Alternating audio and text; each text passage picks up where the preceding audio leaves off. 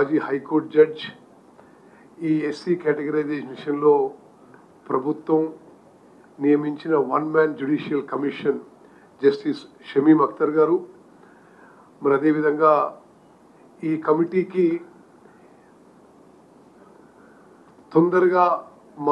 తొందరగా మెటిక్యులస్గా సిస్టమేటిక్గా కాంపిటెంట్గా పని పూర్తి చేసినందుకు నిరంతరం కృషి చేసిన సీనియర్ ఐఏఎస్ ఆఫీసర్ శ్రీధర్ గారు, ఈ కమిటీ సభ్యుడు కాదు కానీ మా మిత్రుడు పార్లమెంట్ సభ్యుడు బలరాం నాయక్ గారు, మరి మేమందరం కూడా ఒక హిస్టారిక్ ఒకేజన్ పై మేము ముందుకు వస్తున్నాం. From this moment SC categorization will be implemented in Telangana in employment and education. ఆ విషయంలో జియో విడుదల చేసి ఆ జియో మొదటి కాపీ గౌరవ ముఖ్యమంత్రి గారు రేవంత్ రెడ్డి గారికి అందజేసి మేము మీడియాను ఉద్దేశించి మాట్లాడుతున్నాం. ఈ SC కేటగరైజేషన్ విషయంలో నా సుదీర్ఘ రాజకీయ జీవితంలో చాలాసార్లు ఎమ్మెల్యేగా, ఎంపీగా, గత ఆంధ్రప్రదేశ్లో క్యాబినెట్ మంత్రిగా, అనేక సంవత్సరాలు రాష్ట్ర కాంగ్రెస్ పార్టీ అధ్యక్షునిగా, పార్లమెంట్ సభ్యునిగా, మళ్ళీ ఇప్పుడు మినిస్టర్గా ఈ SC కేటగరైజేషన్ విషయం all parties had always supported in the assembly and outside, but ఎవరు కూడా దీన్ని ముందుకు తీసుకుపోలే. శాసనసభలో తీర్మానం చేసే వరకే ఈ ప్రక్రియ గతంలో నిలిచిపోయి ఉండేది. మరి మా ప్రభుత్వం ఏర్పడిన తర్వాత సుప్రీంకోర్టు ఆదేశాలు SC కేటగరైజేషన్ విషయం రాష్ట్రాలకి అధికారాలు ఇస్తూ ఈ SC కేటగరైజేషన్ విషయంలో ముందుకు పోయే విధంగా సబ్ క్లాసిఫికేషన్ అనే పదం వాడడం జరిగింది. సుప్రీంకోర్టు జడ్జిమెంట్ ఇచ్చిన 2-3 గంటల్లో గౌరవ ముఖ్యమంత్రి రేవంత్ రెడ్డి గారు, ఉప ముఖ్యమంత్రి బట్టి విక్రమార్క గారు, మేమందరం కూడా మా హర్షం శాసనసభలో ప్రకటించి we will go forward as per Supreme Court judgment and directions అని తెలంగాణలో దళితులందరికీ స్పష్టమైన హామీ ఇవ్వడం జరిగింది. దీన్ని ద వే ఫార్వర్డ్ తీసుకుపోవడానికి గౌరవ ముఖ్యమంత్రి రేవంత్ రెడ్డి గారు ఒక క్యాబినెట్ సబ్ కమిటీ వేయడం జరిగింది. ఆ క్యాబినెట్ సబ్ కమిటీ చైర్మన్గా నేను, కో చైర్మన్గా దామోదర్ రాజనరసింహ గారు, సభ్యులుగా పొన్నం ప్రభాకర్ గారు, శ్రీధర్ బాబు గారు, సీతక్క గారు, మల్లు రవి గారు ఈ ప్రక్రియ ముందుకు తీసుకుపోయిన సీనియర్ ఐఏఎస్ ఆఫీసర్ శ్రీధర్ గారు ఈ క్యాబినెట్ సబ్ కమిటీకి కన్వీనర్. మరి కొన్ని వేల రిప్రజెంటేషన్స్ తీసుకున్నాం. దీని హిస్టారికల్ పర్స్పెక్టివ్ స్టడీ చేసినాం. ఇప్పుడే కొంత అమల్లో ఉన్న పంజాబ్, హర్యానా, తమిళనాడు రాష్ట్రాలని సందర్శించి అక్కడ ఎట్లా జరుగుతుందో కనుక్కోవడం జరిగింది. రాష్ట్రంలో ఈ విషయంలో ఎవరు మమ్మల్ని వచ్చి కలిసి రిప్రజెంటేషన్ ఇవ్వదలుచుకున్నా యాక్సెప్ట్ చేసి అది స్టడీ చేయించినాం. మరి ఆ తర్వాత మేము ఒక మేజర్ స్టెప్ ఫార్వర్డ్లో ఆగస్ట్ 2024 ఫస్ట్న ఒక స్పష్టమైన ప్రకటన ఇచ్చినాము. ఇప్పటి నుంచి ఈ SC కేటగరైజేషన్ విషయంలో తుది నిర్ణయం జరిగే వరకు ఏ నోటిఫికేషను, గవర్నమెంట్ ఎంప్లాయ్మెంట్ నోటిఫికేషన్ మా ప్రభుత్వం ఇవ్వబోదు అనే ఒక నిర్ణయం ప్రకటించి ఆ రోజు నుంచి ఈ రోజు వరకు ఒక్క నోటిఫికేషన్ కూడా ఇవ్వలేదు. ఈ కేటగరైజేషన్ ఈ రోజు నుంచి లాగు అవుతుంది. మేము సబ్ కమిటీగా రేపు ఉన్నతాధికారులతో సమావేశమై రాష్ట్రంలో ఉన్న వేకెన్సీస్ అన్నీ కూడా తీసుకొని ఆ వేకెన్సీస్ మేరకు వేగవంతంగా నోటిఫికేషన్లు ఇవ్వడం, SC కేటగరైజేషన్ వర్తింపజేస్తూ మరి అది ఎంత తొందరగా అవి నింపే ప్రక్రియ అనే వార్ ఫుటింగ్ యుద్ధ ప్రాతిపదిగా SC కేటగరైజేషన్ అమలు చేస్తూ ముందుకు పోతామని చెప్పి రాష్ట్ర ప్రజలందరికీ కూడా స్పష్టమైన హామీ ఇస్తున్నాం.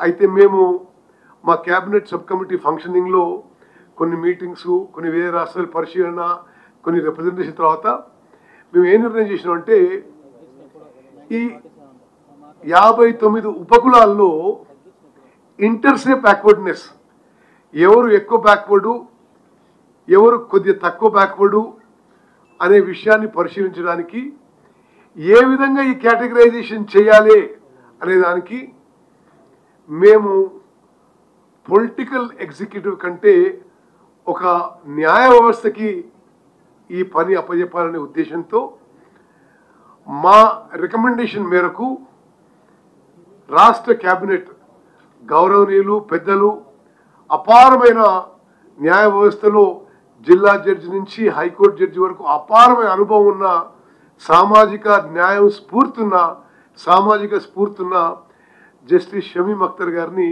వన్ మ్యాన్ జ్యుడిషియల్ కమిషన్గా ప్రభుత్వం నియమించింది.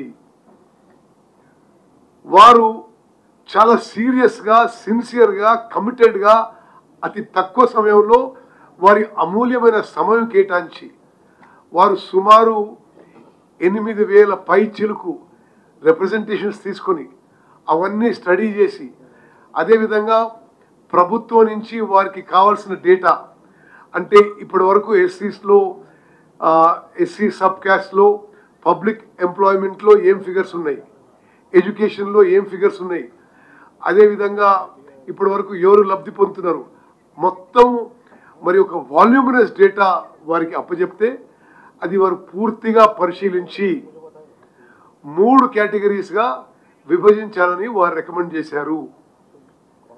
గ్రూప్ 1 కింద కొన్ని ఉపకులాలు, గ్రూప్ 2 కింద కొన్ని ఉపకులాలు, గ్రూప్ 3 కింద కొన్ని ఉపకులాలు. ఏ గ్రూప్కి ఈ 15%లో ఎంత ఇవ్వాలనేది కూడా వారి నిర్ణయం మేరకు ఇవ్వడం జరిగింది. గ్రూప్ 1కి 1%, గ్రూప్ 2కి 9%, గ్రూప్ 3కి 5% అని పూర్తిగా వారి రికమెండేషన్ మేరకు మరి మా క్యాబినెట్ సబ్ కమిటీ క్యాబినెట్కి మరి రికమెండ్ చేయడం జరిగింది. క్యాబినెట్ దాన్ని ఆమోదించింది. దాని ద్వారా శాసనసభలో మేము ఒక చట్టం తీసుకొచ్చి ప్రవేశించినాం. శాసనసభలో ఆ చట్టం పాస్ అయింది. The bill became an act. ఆ యాక్ట్ని రాష్ట్ర గవర్నర్ గారు ఆమోదించారని చెప్పి కూడా ఈ శుభవార్త మీకు తెలియజేస్తున్నాం. మరి కొన్ని జస్ట్ 2-3 మీకు హైలైట్స్ చెప్తాను. ఆ తర్వాత ఈ విషయంలో ఎంతో పోరాడిన సుదీర్ఘకాలం మరి అమూల్యమైన సమయము ఎఫర్ట్ పెట్టిన దామోదర్ గారు మాట్లాడతారు. మొత్తం భారతదేశంలో సుప్రీంకోర్టు తీర్పు ఇచ్చిన తర్వాత ఈ ఎస్సీ కేటగరైజేషన్ అమలు చేయే మొదటి రాష్ట్రం తెలంగాణ రాష్ట్రం అని చెప్పి మీ ద్వారా నేను మనవి చేస్తున్నాను. అదేవిధంగా మేము ఈరోజే ముందుగా మరి గవర్నర్ ఆమోదం వచ్చింది కాబట్టి జియో 33 డేటెడ్ 14th April ఇవ్వడం జరిగింది. The Telangana scheduled caste rationalisation of reservation act 2025 will be published in the Telangana Gazette in English, Telugu and Urdu languages as Telangana Act number 15 of 2025. This is immediately after the Governor assent has come. దీనికి next స్టెప్గా మరి Jio number 9 dated 14th April 2025. మరి ఈరోజు అంబేద్కర్ జయంతి కాబట్టి మరి సామాజిక స్ఫూర్తితో మరి మేము ఇదే రోజు ఎస్సీ కేటగరైజేషన్ అమలు should come into effect, should come into force అనే విధంగా మేము ప్లాన్ చేసుకొని ఈరోజు మరి ప్రకటించడం జరుగుతుంది. GO number 9 dated 14th April 2025. The following notification will be published in an extraordinary issue of the Telangana Gazette dated 14th April 25. in exercise of the powers conferred by Section 8 of the Telangana Scheduled Caste Rationalization of Reservations Act 2025, Telangana Act number 15 of 2025, the Government of Telangana hereby appoint the 14th April 2025 as the date on which the said act shall come into force. ఈ act ఈ రోజు నుంచి అమల్లోకి వస్తుంది.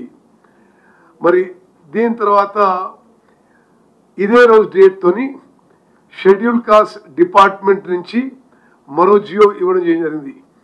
Jio number 10 dated 14th April 2025. దీని ప్రకారం rules for implementation of SC categorization కూడా చాలా స్పష్టంగా ప్రకటన చేయడం జరుగుతుంది.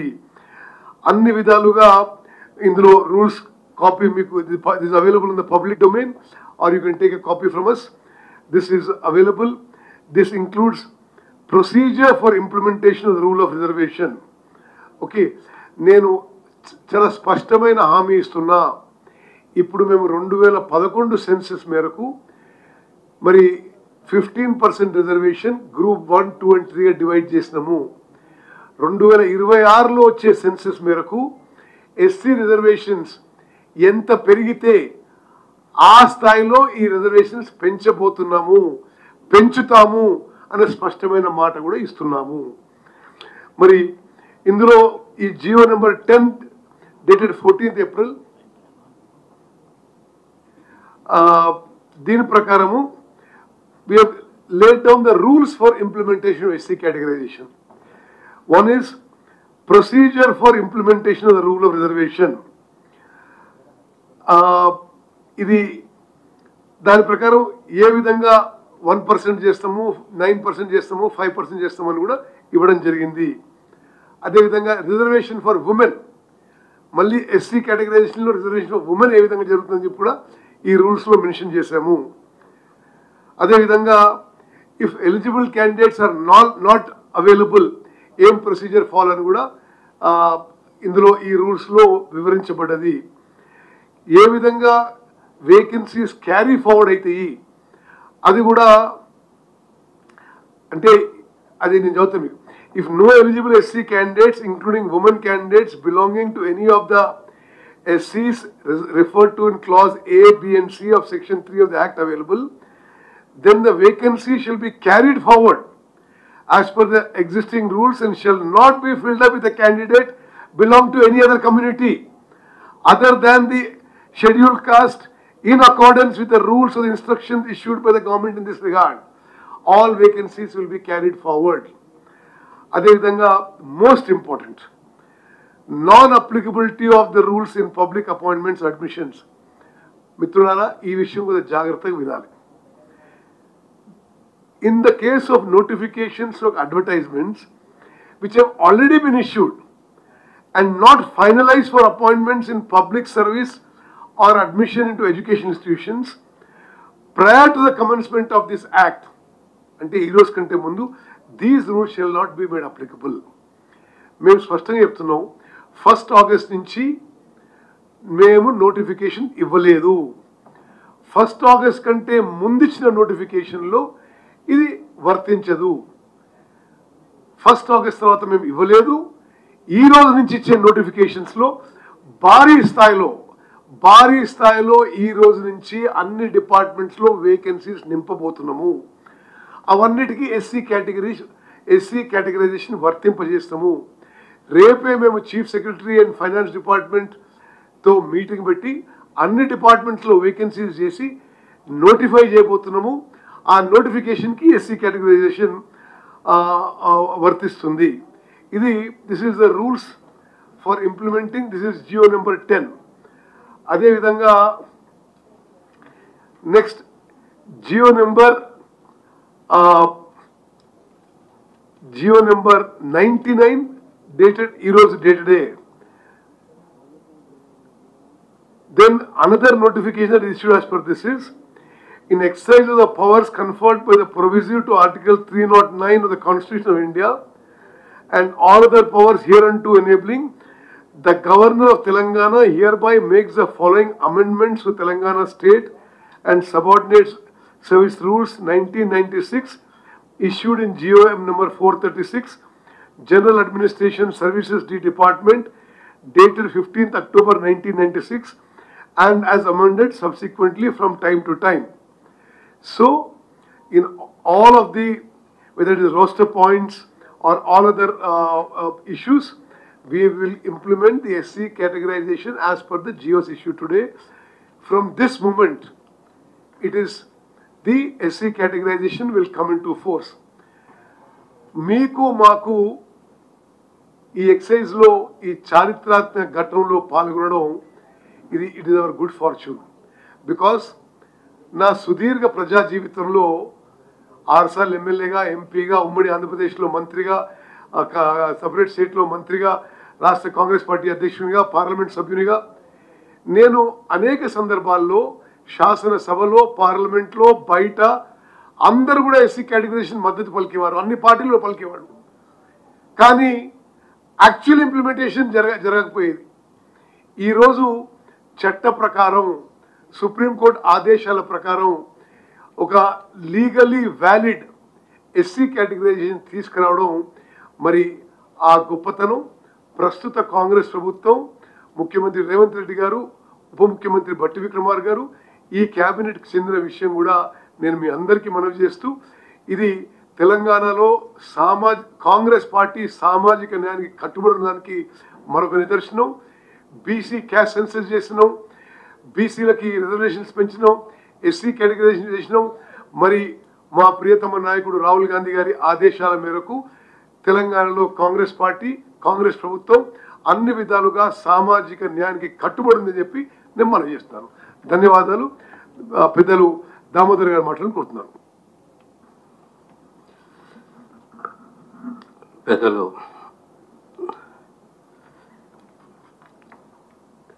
వర్గీకరణ sub committee chairman Uttam Kumar Reddy గారు, సహచర మంత్రివర్యులు పొన్నం ప్రభాకర్ గారు చాలా చక్కగా, చాలా డెప్త్గా అన్ని legal angles, social angles, supreme court judgement, ఆ సుప్రీంకోర్టు జడ్జిమెంట్ ఆధారంగా 90 రోజులలో కమిటీ రిపోర్ట్ ఇచ్చిన మాజీ జస్టిస్ షమీమ్ అఖ్తర్ గారు, మా బలరాం నాయక్ గారు, మా ఎస్సీ డిపార్ట్మెంట్ సెక్రటరీ శ్రీధర్ గారు, మిత్రులారా, సుమారు మొట్టమొదట మనం ఒకటి అర్థం ఏం చేసుకోవాలంటే, the vision of Baba Saheb, the concept of social justice. ఈ దళితులలో ఎక్కడ కూడా సామాజిక, ఆర్థిక వ్యత్యాసాలు ఉండకూడదు. ఓ 20 సంవత్సరాలు సుదీర్ఘంగా లీగల్ పోరాటం తర్వాత ఆ లీగల్ బ్యాటిల్లో కూడా సుప్రీంకోర్టులో రాష్ట్ర కాంగ్రెస్ ప్రభుత్వం రేవంత్ రెడ్డి గారి ఆదేశాల మేరకు ఓ సీనియర్ కౌన్సిల్ని అపాయింట్ చేయడము, మనకున్న కమిట్మెంటు ఈ ఇంటర్స్టేట్ బ్యాక్వర్డ్ లిస్ట్ని తొలగించాలి అనే సదుద్దేశంతో మన రాష్ట్ర వాదన కూడా సుప్రీంకోర్టు ముందు వినిపించడము. ఆగస్ట్ 1 నాడు గౌరవ సుప్రీంకోర్టు తీర్పు ఇవ్వడము, 2 గంటలనే అసెంబ్లీ నడుస్తున్నది, ముఖ్యమంత్రి గారు స్పందించడము, yes we're committed to categorisation, అతి త్వరలో కేటగరైజేషన్ పూర్తి చేస్తాము, అప్పటి వరకు కొత్త నోటిఫికేషన్స్ లేవు అని ఒక కమిట్మెంటు. పెద్దలు ఉత్తమ్ కుమార్ రెడ్డి గారి నేతృత్వంలో సమావేశాలు, కమిటీ పంజాబ్, హర్యానా, తమిళనాడు పర్యటించడము, ఆ రిపోర్ట్లు తీసుకోవడము, తర్వాత ప్రభుత్వానికి రికమెండ్ చేయడము, ఓ 1 మ్యాన్ కమిషన్ని అపాయింట్ చేయాలి. ఇమీడియట్గా ప్రభుత్వం 1 మ్యాన్ కమిషన్ అపాయింట్ చేయడము, వారు సుమారు 90 రోజులు షమీమ్ అఖ్తర్ గారు 1 మ్యాన్ కమిషన్ రూపంలో 8,000 పైచిలకు దరఖాస్తులు అన్ని రాష్ట్ర జిల్లాలలో ఉన్న హెడ్ క్వార్టర్స్ని పర్యటించడము, ఇంటరాక్షను, అభిప్రాయాలు, సంఘ నాయకులతో అభిప్రాయాలు, ఇవంటితో కూడినది purely completely based on the directions or essence of the supreme court judgement. Supreme court judgement ప్రధానంగా 2-3 అంశాలను ప్రస్తావించింది. There is are not homogeneous, they are heterogeneous. It is not the violation of Article 14. States have the power to go for classification or categorization. ఇందులో ప్రత్యేకంగా empirical data, ఇంటర్సేఫ్ backwardness అనేది పరిగణలోకి తీసుకోవాలి. దాని ఆధారంగా ఏ రాష్ట్రమైనా ఈ కేటగరైజేషన్ చేసుకోవచ్చు.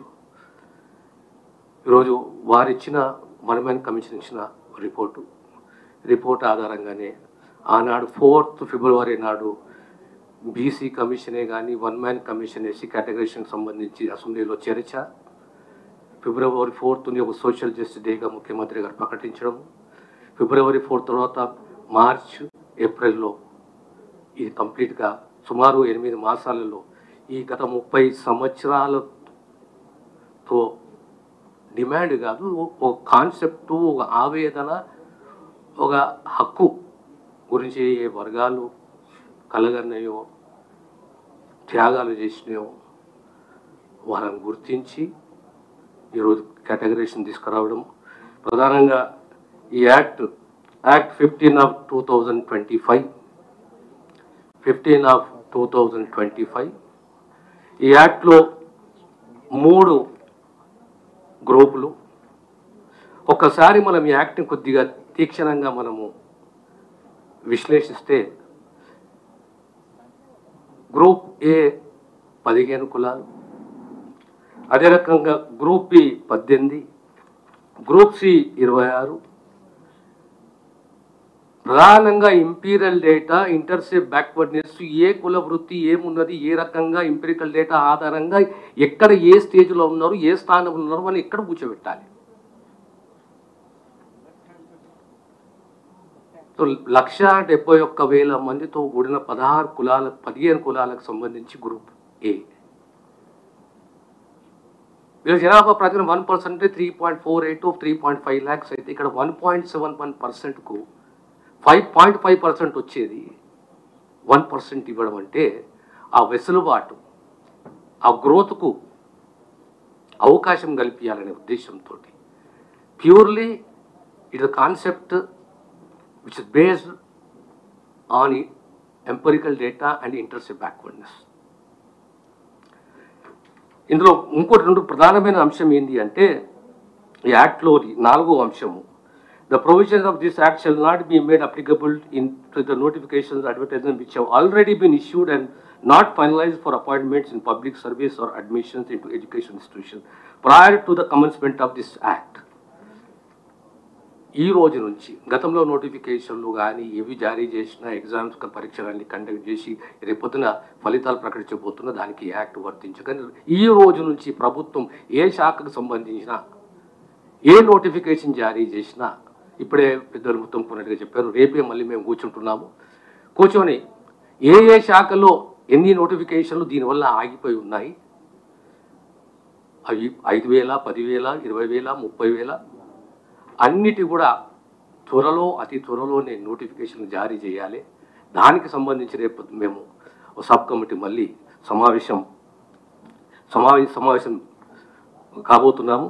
ఇంకొకటి మీరు ఇందులో అర్థం చేసుకోవాలింది అంటే ఈరోజు ఏప్రిల్ 14 అంటే బాబాసాహెబ్ పుట్టినరోజు, దార్శనికుడు, రాజ్యాంగ నిర్మాత, మనందరికీ కూడా స్ఫూర్తి ప్రదాత. ఈ కేటగరైజేషన్ అనేది ఏ కులానికి కూడా వ్యతిరేకం కాదు.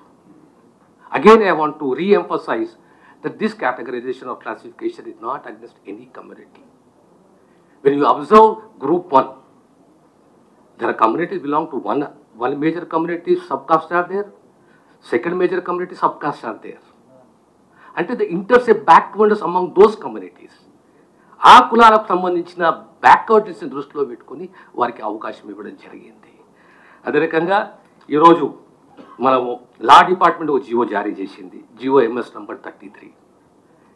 తర్వాత కమెన్స్మెంట్ ఆఫ్ దిస్ యాక్ట్కు సంబంధించి ఎస్సీ డిపార్ట్మెంట్ ఒక జియో జారీ చేసింది, జియో ఎంఎస్ నంబర్ 9.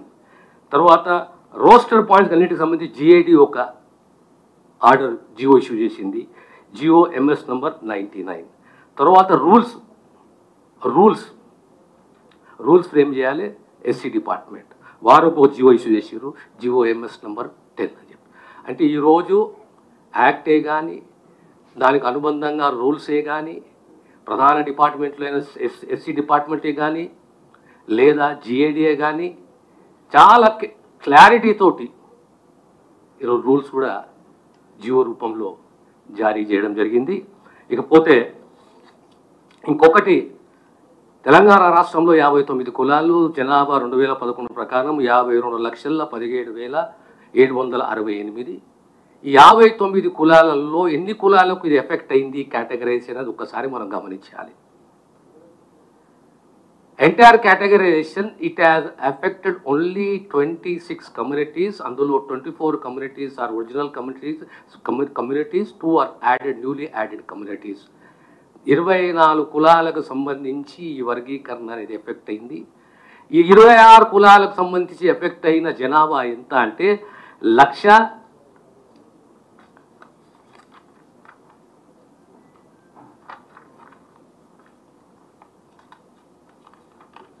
1,78,914. కేవలం 1,78,914 మంది 26 కులాలకు సంబంధించి ఏ గ్రూప్లో ఉండాలి, గ్రూప్ ఏనా, గ్రూప్ బియా, గ్రూప్ సియా, దీనికి ఆధారం ఏంటి అంటే ఒక ఎంపెరికల్ డేటా, ఇంటర్సెప్ట్ బ్యాక్వర్డ్నెస్. వాళ్ళకి అవకాశం ఇవ్వాలి. ఇది దేనికి వర్తిస్తుంది? ఇది ప్రధానంగా ఉద్యోగాలకు సంబంధించి, ఎడ్యుకేషన్కి సంబంధించి, employment and education, and which this categorization has affected 1,78,000 and odd, affecting the communities which are about 26 communities. The entire population of Telangana as per the 2011 census is 52,17,768. So రేపొద్దున ఇంతకుముందు మా పెద్దలు ఉత్తమ్ కుమార్ రెడ్డి గారు చెప్పినట్టు రాబోయే కాలంలో మళ్ళీ కొత్త సెన్సస్, ఆ సెన్సస్ తర్వాత మళ్ళీ సెన్సస్లో జనాభా పెరుగుతుంది. జనాభా పెరిగినప్పుడు దానికి అనుగుణంగా రిజర్వేషన్ కూడా పెరగాలి. ఆ దిశగా మా ప్రభుత్వము కృషి చేస్తుంది.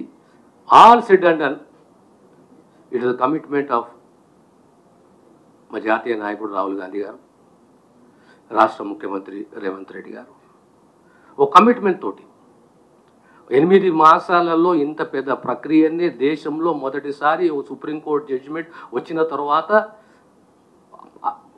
అసెంబ్లీలో అనౌన్స్మెంట్, సబ్ కమిటీని ఏర్పాటు చేయడం, 1 మ్యాన్ కమిషన్ సిఫారసు చేయడం, 1 మ్యాన్ కమిషన్ 90 రోజులలో రిపోర్ట్ ఇవ్వడం, దాని ఆధారంగా మళ్ళీ అసెంబ్లీలో బిల్లుని ప్రవేశపెట్టడం, బిల్లు గవర్నర్ కన్సెంట్ తీసుకోవడం, యాక్ట్ రూపం తీసుకురావడం, దానితో సహా ఇలా రూల్స్ ఫ్రేమ్ చేయడం అంటే 8 మాసాలంటే it clearly indicates the commitment of the Congress government towards social justice.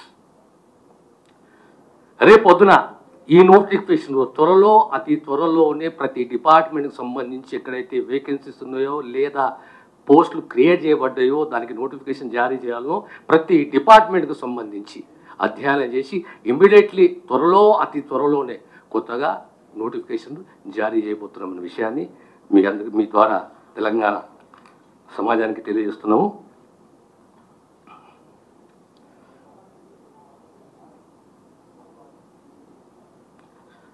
So ఇది ఒక రకంగా మేమందరం కూడా అదృష్టంగా భావిస్తాము. అంటే ఆ కమ్యూనిటీస్ కూడా ఎదగాలి, ఈ కాంపిటేటివ్ ప్రపంచంలో బ్రతకాలి. చాలా బ్యాక్వర్డ్ ఉన్నాయి.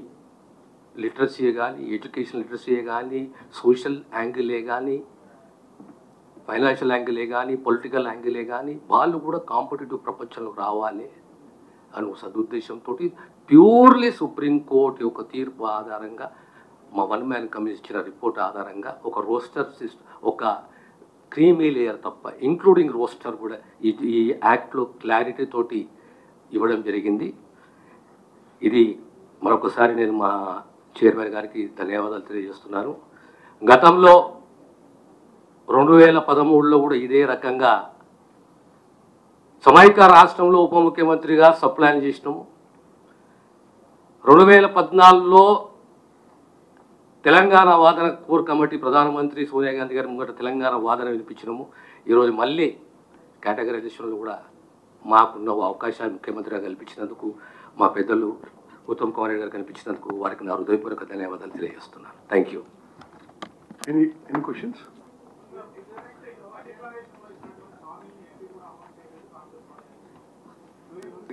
ఎందులో డిక్లేర్ చేయలేదు?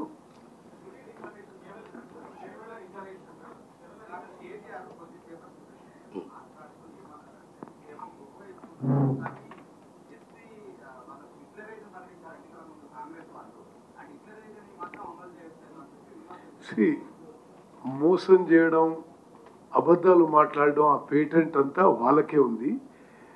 This is a historic occasion. SC categorisation ఎందుకు చేయలేదా? మరి ఏ మొహం పెట్టుకొని మాట్లాడుతున్నారు ఈరోజు వాళ్ళు?